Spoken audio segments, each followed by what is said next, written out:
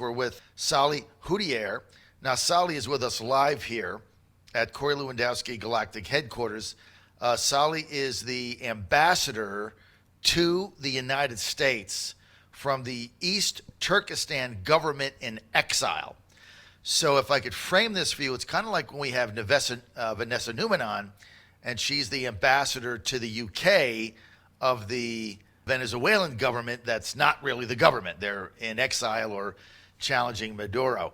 So this is from the East Turkestan government in exile. Salih, good to have you with us. Thank you for having me. Salih, tell us a little bit about your government in exile and what is going on in Turkestan now. So our government in exile was officially founded in 2004 here in Washington, D.C. East Turkestan is what is currently the far northwestern part of China. It's a region that has been occupied by China since December 1949. Since then, China has been colonizing the region, and right now, as we speak, some 3 million or more people are in concentration camps, according to the Department of Defense. So China has essentially been waging an all-out war to eradicate the national identity of the East Turkestani people, including Uyghurs and other Turkic peoples, including Kazakhs, Uzbeks, Tatars, and so forth. Tell us, inform our audience the history very quickly of Turkestan. And you said that they've been under Chinese rule since 1949 after the Second World War. Tell us about the history and where the relationship is with the Chinese government now. So, since ancient times, East Turkestan has been an independent sovereign nation with a distinct culture and political and religious identity than that of China. In about 1884, the Manchu Qing dynasty invaded and occupied this region, and they renamed it to Xinjiang, which it literally translates as the new territory. However, with the fall of the with the Manchu Qing dynasty in 1911, with the Chinese Revolution, we declared independence twice as the East Turkestan Republic in 1933, and then that was put down by the Soviets in 1934, and then we declared independence again in 1944, and this lasted until the Chinese Communist invasion in 1949. And since the Chinese invasion in 1949, East Turkestan has not been an independent country. No. So they've been basically under Chinese communist rule. Exactly. And so how do you go from that to a government in exile? So originally, the Chinese, they promised us that they would leave within 5 years after helping us develop East Turkestan, that they would leave in 5 years. However, they didn't uphold their promise. In fact, in 1955, they gave us, quote, autonomy status, and officially were known as the Xinjiang Uyghur Autonomous Region. Over the years, we peacefully tried to, work within the Chinese framework, but that went to no avail. They've tested 46 nuclear weapons in East Turkestan. They've rolled out forced abortion policies, and they have been colonizing the region, settling millions of Han Chinese settlers, to where now we are about 50% of the total population of East Turkestan. So we decided, at this rate, if we don't continue to struggle for our independence, without our independence, there is no way that we can truly safeguard our human rights or our other freedoms. We're with Salih Hudayer. Salih is the ambassador to the United States from the East Turkestan government in exile, now under Chinese communist control. They've been trying to eradicate the national Turkestani since 1949 when they took it over and just keep it under the Chinese thumb. What lessons in Turkestan can we draw to Hong Kong? So as far as the lessons that we can draw to Hong Kong is East Turkestan, if the people in Hong Kong don't continue to struggle to safeguard their political independence or autonomy from China, then they will become the next East Turkestan, where millions of people are being thrown into concentration camps. China has turned East Turkestan into a total surveillance state where every couple hundred meters there's police checkpoints, forced DNA and retina scan collections. Um, the Chinese government has promised us a lot of things, saying, "Oh, we'll respect this law, we'll respect that, we'll give you autonomy," but all of that is a bunch of lies. So we urge the people of Hong Kong to continue their peaceful struggle to maintain or to get their independence. So, what's your breaking, shocking news? The ChiComs, the Chinese Communist government, lies to people. I just find it to be shocking. Well, that's not. That's what they do, right? That's not not they've necessarily been shocking. lying to everybody. They've been lying to everybody since they Exactly. took power, and right now in these negotiations, they've lied to the president at every turn, and finally he's had enough. That's why he put the increased tariffs on them. So your advice, Salih Hudayer, when you look at Hong Kong now and the pressure of some of the protests that are going on.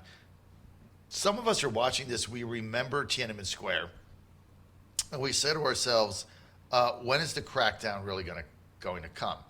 Because a lot of people that in your generation don't remember Tiananmen Square. That was a horrific put down. The Chinese communists sent tanks in and just gunned people down in the streets, and then took the bodies away and dumped them.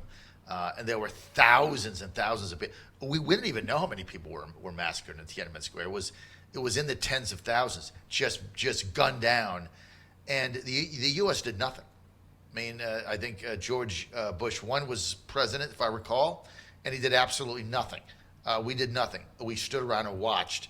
Do you see that? Do you see a repeat of that in Hong Kong? Especially by the recent statements given by the Chinese government officials, it might seem that they are going to undertake such an activity. But like you mentioned, China has a long history of massacring people, and the United States government, including the administration and Congress, needs to act and send a signal that that they won't stand by and watch China get away with a large-scale massacre. Well, that's the only thing that the Chinese understand, right, is direct threats. I remember during the Reagan administration when it looked like the Chinese were moving on Taiwan, and they were upset that President Trump had re-engaged with the Taiwanese. I'm sorry, President Reagan. Did I say Trump?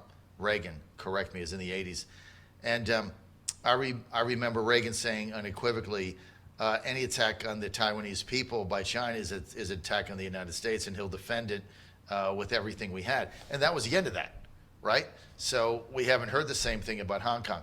Tell me, Salih, your relationship and your government in exile's relationship with the U.S. State Department. Do they recognize you as a government in exile? How does that work?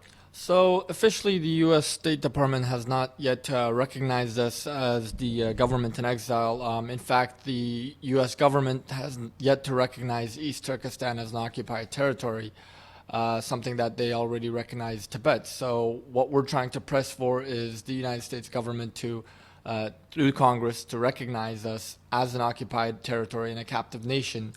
We would also, ideally like the United States Congress to pass a East Turkestan Policy Act. There is already a Uyghur Human Rights Policy Act that is being pushed through Congress, and that would definitely get the gears of government turning. So, who is the head of your government in exile? So currently the head of our government in exile is Mr. Ghulam Osman. He's currently living in Canada. And our Prime Minister also, Mr. Abdullah Noor, he's also living in Canada. So how does your government in exile, how do they feel about the way President Trump has been dealing with the Chinese? I mean, our government definitely supports President Trump's tough trade tactics, but the United States throughout its history, has never negotiated with the Third Reich. So ideally, we would want the United States to stop trying to negotiate with the Chinese, because all the Chinese are doing is they're just buying more and more time to prepare themselves to strike back against the United States. So using historical perspective, you're right. The U.S. didn't negotiate with the Third Reich. They didn't negotiate with the Mussolini regime in Italy, but they did extensive negotiations with the Japanese, right? So if you look at that part before Pearl Harbor, I mean, the U.S. had extensive negotiations with the Japanese on a variety of levels, trade and everything else, the oil embargo. So they did try to negotiate that. So there certainly is a precedent there with negotiating with an enemy. But you're right. I mean, look, you look at the Chinese situation, those of us that follow this like you and I mean, the Chinese have been lying to the U.S. Forever. They're very deceptive.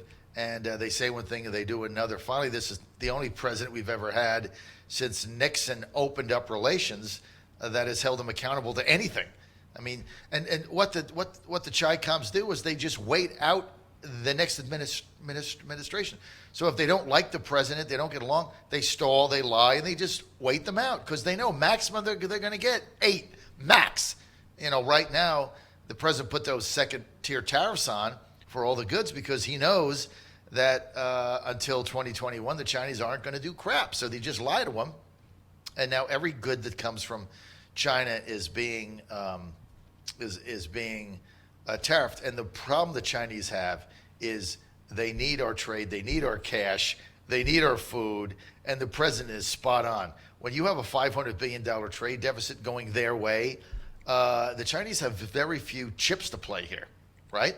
Exactly. And eventually they run out of things. You know, now they came back and they said, we're not going to buy your soybeans. And of course, you know, that's going to cause hardship for farmers in the Midwest, and we have to deal with that. But that's really all they have. They don't have anything else.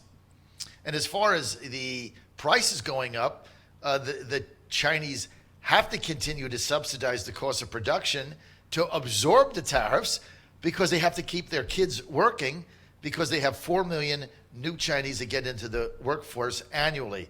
So the Chinese, the president's holding all the cards here, Salih. Don't you agree? Yes, definitely. I mean, the Chinese economy is weakening. The tariffs are having a huge effect. In fact, you know, their stock market is down. Their economy is growing much slower than it has in the past 30 years. And definitely the United States is winning the trade war. But again, the United States should stand up for oppressed people, and like the best deal in terms of the trade deal is no deal, because the Chinese, as I said earlier, they're only buying more time until they strike back. I mean, they're building aircraft carriers, you know, whole fleet. They're building up these islands in the southeast. They're building military bases across the world. I mean, this is not for peaceful growth. I mean, this is to directly challenge the United States in the near future. Salih Hudayer, ambassador to the United States from the Turkistan government in exile that's in East China? Yes, it's the western part of what, unfortunately, what is known as China today. Western part of China. I got a couple more minutes. I want to give you an opportunity to give 2 stark and honest and candid messages. Number 1, people living in Hong Kong now, young people, what's your message to them? Our message to the people in Hong Kong is to continue their peaceful struggle to resist the Chinese tyranny. And your message to the Trump administration and the State Department as it relates to the Turkistan people? We want the United States government to recognize that we are an occupied territory, and that we are a captive nation, and that we are a nation that is willing to struggle for our independence in peaceful ways and work with the United States in the future. Thank you. Thank you. Thank you. Salih Hudayer, ambassador to the United States from the East Turkestan government in exile. Salih, where'd you grow up? I grew up in Oklahoma, out of all places. An Oklahoman. All right, working for the Turkistan government in exile. Great messages. Thanks for joining us here at the Corey Lewandowski Embassy.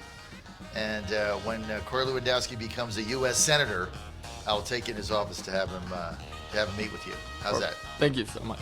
All right. Salih Hudayer, ambassador to the U.S. from East Turkestan government in exile. Thanks for being with us. Thank you for having me.